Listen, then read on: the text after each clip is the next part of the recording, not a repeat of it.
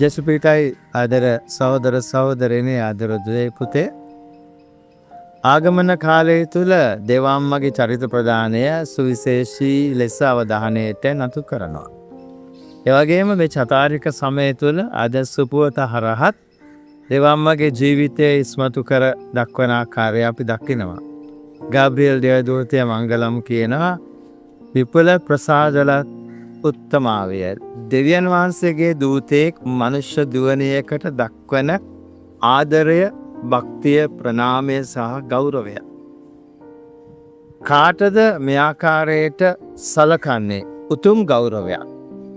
මුලධර්මවාදී සහෝදර සහෝදරයන් කතෝලික සභා මාතාවට දෙවම්මගේ ජීවිතය අරලා විවිධ චෝදනාවන් එල්ල කළත් අපි දකිනවා දෙවම්මට දෙවියන් වහන්සේ ලබා දීලා තියෙන විශේෂත්වය.